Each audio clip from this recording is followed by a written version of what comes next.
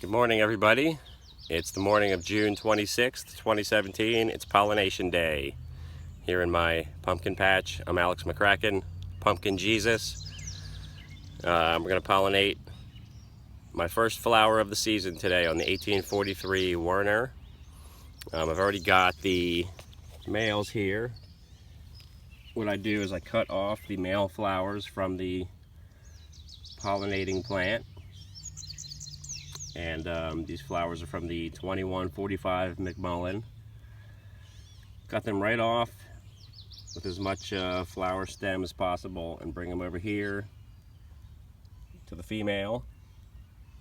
I've already untied them, so they're opening up already. I don't have to worry much about bees because of my covered dome. There's no bees in here. But for the growers that do this outside, as soon as you uncover those flowers, bees are going to try to get in them, so you have to really try to keep bees out. And the reason for that is you don't want any foreign pollen coming in and contaminating your cross that you're trying to make, because of course bees are carrying around pollen from random plants.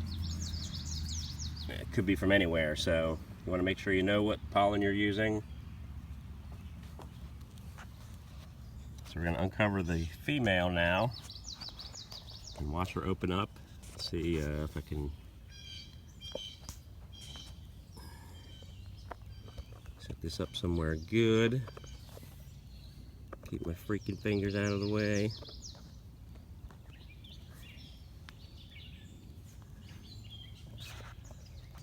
Camera's leaning up against the tendril right now. Thank you, tendril. So we're going to be pretty careful with this because we don't want to snap the flower off by mistake. You just don't want to bend it around a lot and stuff. It's a pretty cool morning here today. It's in the mid to upper 50s. And wow, that is gorgeous. So now we're going to look inside the flower because I want to show you the lobes. And you can see in there are segments. 1, 2, 3, 4, 5 segments, and those are called the lobes. And those, it's believed that those can correspond to bigger or smaller fruit. The more lobes you have, the better chance you have typically of growing a really big pumpkin. And 4 is probably the most common number of lobes. I've seen 3 a couple times. 5 is fairly common also. And 5 is probably the best. I mean, I know people that have had 6 lobe flowers, but I don't think I've ever seen that. But this is a pretty nice looking 5-lobed flower. The lobes are pretty well developed. Sometimes they're misshapen and weird, and that can lead to misshapen fruit. So we've got a pretty awesome looking flower right here. So now all we do is we take a male, one at a time, and all right, I have to put the camera down because I don't have 3 hands. And right now I'm just like folding down and ripping off the petals of the male flower so that you end up with this. Petals are gone, and I just have the stamen there, which is the center of the male flower that contains the pollen.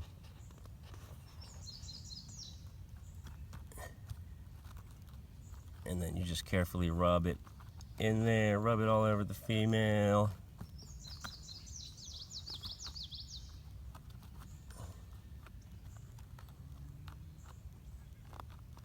You don't have to be super gentle, but careful not to break anything.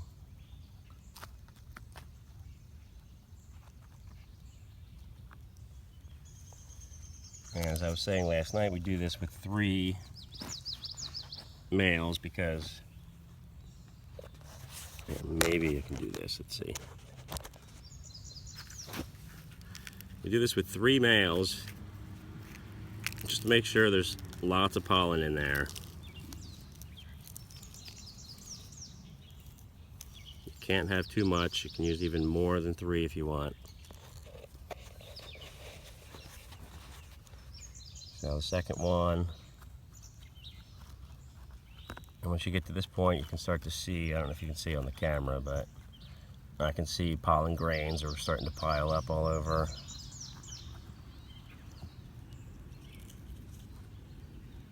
All over the lobes of the flower.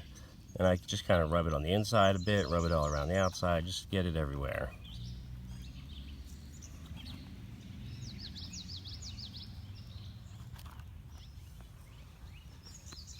And then one more.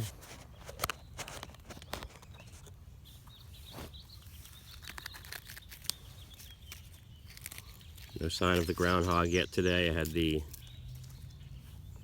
electric fence going all night. It'll be going 24/7 now. I just only turn it off when I come in here. I'll shock myself.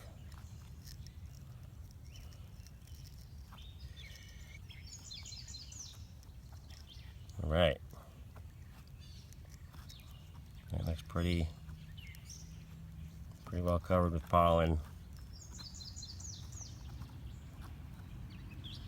Now again, we're not done yet because bees could still get in here, in theory, and contaminate, because pollination actually happens over the next few hours. So even though you've done this part, there's still no guarantee that your cross is going to be successful unless you make sure you keep other pollen out of here. So one more time, we're going to tie up the female.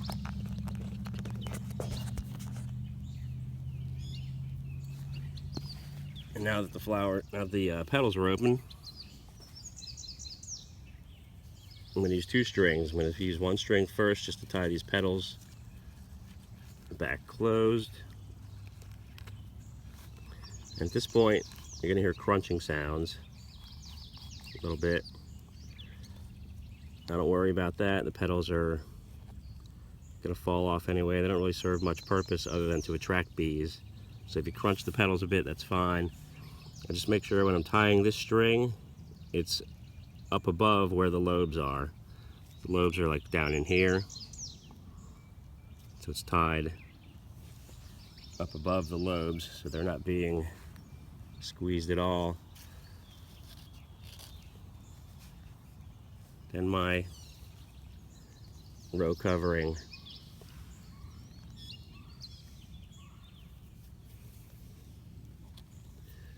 And covering it with row cover like this, actually it will help keep the bees off of it too, because then they don't see the yellow color as much. And then, all right, pollination is done. That'll just stay like that for the rest of the day. Probably tonight I'll come up here, take the row cover, take the strings off, and the covering, because at that point the flower is no longer receptive to pollen. So by this evening, it'll be safe to totally uncover that. You'll see that by then the petals will be starting to wither, and probably tomorrow or the next day I'll remove the petals so they don't rot on top of the tiny developing fruit, and then we'll be on our way hopefully to 2,000 pounds. All right, that's pollination. Thank you very much. Another 9-minute video. It's longer than I thought it would be. Thank you. I'm Alex McCracken.